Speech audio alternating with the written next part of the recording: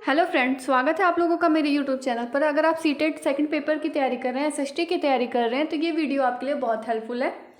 जैसा कि आपको प्रैक्टिस सेट पहला और दूसरा प्रैक्टिस सेट करवा दिया गया है। यानी पहला प्रैक्टिस सेट है आपका सौरमंडल में पृथ्वी और सेकंड प्रैक्टिस सेट था आपका अक्षांश एवं देशांतर रेखाएं। ये प्रैक्टिस सेट आपका हो चुका है। आज है आपका प्रैक्टिस सेट नंबर 3 यानी पृथ्वी के प्रमुख परिमंडल। ये क्लास 6 के ज्योग्राफी के एनसीईआरटी का क्वेश्चन आंसर है। यानी क्वेश्चन आंसर है एनसीईआरटी बेस है आपका क्लास 6 का। तो अगर सीटेट की तैयारी कर रहे हैं तो लास्ट तक ये वीडियो देखिएगा। अगर आपने मेरे चैनल को सब्सक्राइब नहीं किया तो आप मेरे चैनल को सब्सक्राइब कर लें, जिससे आपको ऐसी वीडियो देखने को मिले। ये प्रैक्टिस नंबर 3 है आपका, यानी फर्स्ट और सेकंड आपका करवा दिया गया है। तो चलिए स्टार्ट करते हैं वीडियो। पहला है आपका क्वेश्चन। पहला क्वेश्चन पूछा है भौतिक मानचित्र में किन्हें शामिल किया जाता है। यानी भौतिक मानचित्र में किन्हें शामिल किया जाता है? पर्वत, पठार, मैदान, महासागर और देश या राज्यों की सीमाएं। तो देश या राज्यों की सीमाएं इसमें शामिल नहीं होती हैं। सिर्फ क्या होता है, पर्वत, पठार, मैदान और महासागर को शामिल किया जाता है। यानी इसका राइट आंसर आपका क्या हो जाएगा? ऑप्शन नंबर 3, यानी पहला, दूसरा, तीसरा और चौथा आपका राइट आंसर है। ऑप्शन नंबर सी आपका सही हो जाएगा। नेक्स्ट क्वेश्चन है आपका राज्यों, नगरों, शहरों तथा गांव और विश्व के विभिन्न देशों व राज्यों तथा उनकी सीमाओं को दर्शाने वाले मानचित्र को क्या कहा जाता है। यानी क्या क्वेश्चन पूछा गया है? राज्यों, नगरों, शहरों तथा गांव और विश्व के विभिन्न देशों व राज्यों तथा उनकी सीमाओं को दर्शाने वाले मानचित्र को क्या कहा जाता है। इसका क्या राइट आंसर क्या होगा?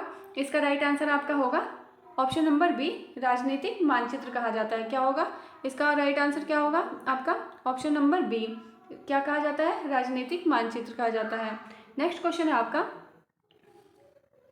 थीमेटिक मानचित्र में किसे किसे शामिल किया जाता है। यानी थीमेटिक मानचित्र में किसे शामिल किया जाता है? देखिए, तो थीमेटिक मानचित्र में क्या होगा? सड़क मानचित्र, वर्षा मानचित्र, वन तथा उद्योगों के वितरण दर्शाने वाले मानचित्र। ये इसका राइट आंसर क्या होगा आपका? राइट आंसर आपका होगा, देखिए इसका राइट आंसर आपका हो जाएगा ऑप्शन नंबर डी, उपरोक्त सभी। यानी उपरोक्त सभी आपका सही है। नेक्स्ट क्वेश्चन देखिए आपका। नेक्स्ट क्वेश्चन है आपका मानचित्र के संदर्भ में किन दिशाओं को प्रधान दिक् बिंदु कहा जाता है। मानचित्र के संबंध में किन दिशाओं को प्रधान बिंदु कहा जाता है? तो इसका क्या होगा? इसका राइट आंसर आपका क्या हो जाएगा? राइट आंसर आपका हो जाएगा, देखिए उत्तर, दक्षिण, पूर्व, पश्चिम। यानी इसमें सभी को कहा जाता है। क्या कहा जाता है? देखिए इसका राइट आंसर आपका डी हो जाएगा। राइट आंसर आपका सी, डी हो जाएगा। यानी उत्तर भी आपका है, दक्षिण भी है, पूर्व है, पश्चिम है। यानी इसमें चारों दिशाओं का वर्णन आता है, यानी चारों दिशाओं के बारे में बताया जाता है। नेक्स्ट क्वेश्चन है आपका मानचित्र के संदर्भ में रूढ़ प्रतीक किसे माना जाता है। मानचित्र के संबंध में रूढ़ प्रतीक किसे माना जाता है? तो इसका राइट आंसर आपका होगा ऑप्शन नंबर ए, जिन प्रतीकों के प्रयोग में, यानी ऑप्शन नंबर ए आपका सही हो जाएगा। ऑप्शन नंबर ए आपका सही है, जिन प्रतीकों के उपयोगों के संबंध में अंतर्राष्ट्रीय सहमति हो। यानी ऑप्शन नंबर ए आपका राइट आंसर है। नेक्स्ट क्वेश्चन है नीचे दिए गए कथनों में से कौन सा कथन सत्य है। आपको इसमें से बताना है कि कौन सा कथन सत्य है। तो क्या पूछा है इसमें? जो मानचित्र पैमाने पर आधारित ना होकर याददाश्त और स्थानीय प्रक्षेपण पर आधारित होते हैं उन्हें रेखाचित्र मानचित्र कहा जाता है। दूसरा है आपका एक छोटे क्षेत्र का बड़े पैमाने पर खींचा गया रेखाचित्र खाका कहलाता है। इसका राइट आंसर क्या होगा आपका? इसमें से आपको बताना है कि कौन सा कथन सत्य है। तो इसमें आपका कौन सा कथन सत्य है? देखिए इसमें आपको बताना है कि इसमें कौन सा कथन सत्य है। तो राइट आंसर इसका हो जाएगा ए, 1 और 2 दोनों सत्य हैं। नेक्स्ट क्वेश्चन है आपका जलमंडल में जल की कौन कौन सी अवस्थाओं को सम्मिलित किया जाता है। जलमंडल में जल की कौन कौन सी अवस्थाओं को सम्मिलित किया जाता है? जल को भी शामिल किया जाता है, बर्फ को भी शामिल किया जाता है, जलवाष्प को भी शामिल किया जाता है। तो इसका राइट आंसर आपका हो जाएगा उपरोक्त सभी। यानी राइट आंसर इसका डी हो जाएगा।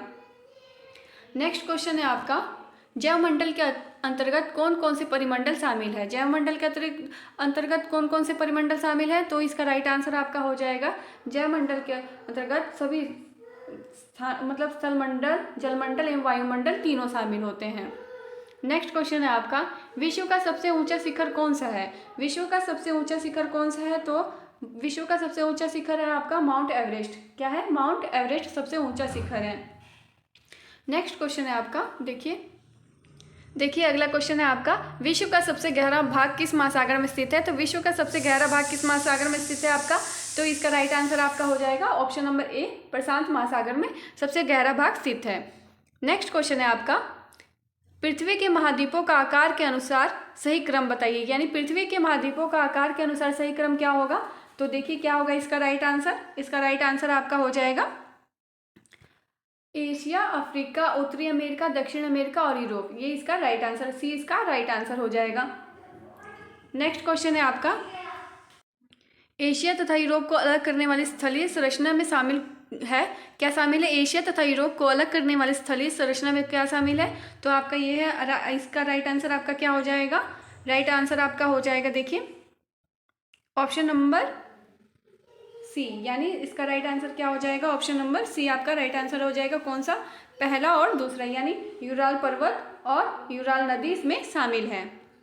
नेक्स्ट क्वेश्चन है आपका, वह कौन सा महाद्वीप है जिससे होकर कर्क रेखा, मकर रेखा तथा विषुवत वृत्त तीनों गुजरती हैं? वो कौन सा महाद्वीप है जिसमें कर्क रेखा, मकर रेखा तथा विषुवत वृत्त तीनों गुजरती हैं? तो इसका राइट आंसर आपका हो जाएगा option number A, Africa.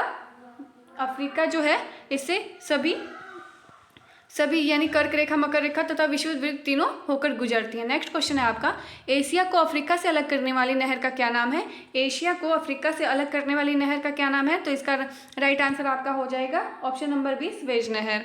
Next question है आपका, उत्तरी अमेरिका तथा दक्षिण अमेरिका महाद्वीप किस देश में मिलते हैं? यानी आपका ये बताना है कि उत्तरी अमेरिका और दक्षिण अमेरिका किस महाद्वीप में मिलते हैं। तो इसका राइट आंसर आपका हो जाएगा ऑप्शन नंबर ए, पनामा में। यानी पनामा में आपका उत्तरी अमेरिका और दक्षिण अमेरिका महाद्वीप देश मिलते हैं। देखिए अब नेक्स्ट क्वेश्चन है आपका, उत्तरी अमेरिका महाद्वीप के संदर्भ में नीचे दिए गए कथनों पर विचार कीजिए। यानी दक्षिण अमेरिका यानी दक्षिणी अमेरिका महाद्वीप के संदर्भ में नीचे दिए गए कथनों पर विचार करना है आपको। तो क्या क्या पूछा है इसमें? देखिए इस महाद्वीप के पूर्व में प्रशांत महासागर तथा पश्चिम में अटलांटिक महासागर है और विश्व की सबसे लंबी पर्वत श्रृंखला एंडीज इसके उत्तर से लेकर दक्षिण की ओर फैली है। इस महाद्वीप में विश्व की सबसे बड़ी अमेजन नदी है। तो इसका राइट आंसर आपका क्या हो जाएगा? राइट आंसर आपका हो जाएगा इसका ऑप्शन नंबर बी। यानी इसका ऑप्शन नंबर बी क्या है? इसमें सत्य और असत्य बताना है, तो ऑप्शन नंबर बी आपका सही हो जाएगा। यानी दूसरा और तीसरा आपका ये राइट है, दूसरा और तीसरा आपका सही कथन है। नेक्स्ट क्वेश्चन है, किस महाद्वीप को द्वीपीय महाद्वीप कहा जाता है? किस महाद्वीप को द्वीपीय महाद्वीप कहा जाता है? तो राइट आंसर इसका आपका हो जाएगा ऑप्शन नंबर डी, ऑस्ट्रेलिया को। नेक्स्ट क्वेश्चन है आपका, अटलांटिका महाद्वीप के संदर्भ में नीचे दिए गए कथनों में से कौन से कथन सत्य हैं? इसमें आपको बताना है कि इस अटलांटिका महाद्वीप के संदर्भ में नीचे दिए गए कौन से कथन सत्य हैं। तो इसका होगा, इसका क्षेत्रफल यूरोप और ऑस्ट्रेलिया के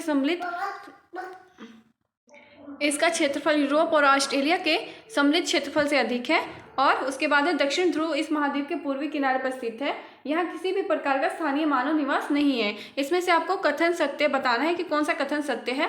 तो इसका राइट आंसर आपका हो जाएगा ऑप्शन नंबर सी। इसका राइट आंसर है आपका, कौन सा कथन सत्य है? तो ऑप्शन नंबर सी, पहला और तीसरा आपका सही है। पहला और तीसरा आपका सही है। इसका राइट आंसर क्या हो जाएगा? पहला और तीसरा आपका सही है। नेक्स्ट क्वेश्चन है आपका, आकार के आधार पर महासागरों का सही क्रम कौन सा है? आकार के आधार पर महासागरों का सही क्रम बताना है। यानी पहले पे आएगा आपका क्या? देखिए पहले नंबर पे आएगा आपका प्रशांत महासागर, उसके बाद आपका आएगा सेकंड पे आपका अटलांटिक महासागर, उसके बाद आपका आएगा हिंद महासागर, उसके बाद दक्षिण महासागर, उसके बाद आर्कटिक महासागर। ये आपका राइट आंसर, यानी राइट आंसर आपका क्या हो जाएगा? राइट आंसर आपका हो जाएगा option number D. Option number D आपका राइट आंसर हो जाएगा। नेक्स्ट क्वेश्चन है आपका, नीचे दिए गए कथन किस महासागर से संबंधित है? नीचे दिए गए कथन किस महासागर से संबंधित है? तो इसका आपको बताना है कि कौन से महासागर की बात हो रही है। यह महासागर पृथ्वी के 1/3 भाग पर फैला है, अर्थात इसका क्षेत्रफल सभी महाद्वीपों के कुल क्षेत्रफल से भी बड़ा है। यह अन्य महासागरों की अपेक्षा अधिक गहरा है। इस महासागर के एक और एशिया और ऑस्ट्रेलिया महाद्वीप है तथा दूसरी और उत्तरी अमेरिका और उत्तरी और दक्षिण अमेरिका है। तो ये किसके बारे में बात हो रही है? तो इसका राइट आंसर आपका हो जाएगा ऑप्शन नंबर ए, यानी ये प्रशांत महासागर की बात हो रही है। इसका राइट आंसर हो जाएगा आपका ऑप्शन नंबर ए।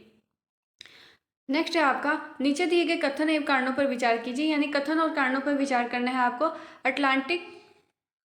अटलांटिक महासागर की तटरेखा पोताश्रों और पतनों के निर्माण के आदर्श स्थिति रखता है और अटलांटिक महासागर की तटरेखा सीधी एवं चौड़ी है। इसमें आपको बताना है कथन और कारण के बारे में।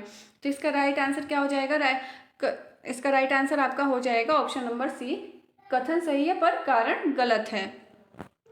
नेक्स्ट क्वेश्चन है, व्यापार की दृष्टि से विश्व का सबसे व्यस्त महासागर कौन सा है? व्यापार की दृष्टि से विश्व का सबसे व्यस्त महासागर कौन सा है? तो राइट आंसर आपका हो जाएगा ऑप्शन नंबर डी, अटलांटिक महासागर राइट आंसर हो जाएगा। नेक्स्ट क्वेश्चन है आपका, वायुमंडल में मध्य मंडल किन दो मंडलों के बीच पाया जाता है? वायुमंडल में मध्य मंडल किन दो मंडलों के बीच में पाया जाता है? तो ये आपका राइट आंसर इसका हो जाएगा ऑप्शन नंबर बी, समताप मंडल और आयन मंडल के बीच में पाया जाता है। नेक्स्ट क्वेश्चन है आपका, नीचे दिए गए कथनों पर विचार कीजिए। तो नीचे दिए गए कथनों पर विचार करना है, वायुमंडल में उपस्थित नाइट्रोजन गैस सभी प्रकार की जीवधारियों की वृद्धि में सहायक होती है। कार्बन डाइऑक्साइड गैस पेड़ पौधों की वृद्धि में सहायक होती है। उपरोक्त में से कौन सा कथन सत्य है? अब आपको बताना है इसमें से कौन सा कथन सत्य है। तो इसका राइट आंसर हो जाएगा कि पहला और दूसरा दोनों कथन आपका सत्य है। अगर आपको ये मेरी वीडियो पसंद आए तो लाइक, शेयर, कमेंट और सब्सक्राइब करना ना भूलें। Thanks for watching.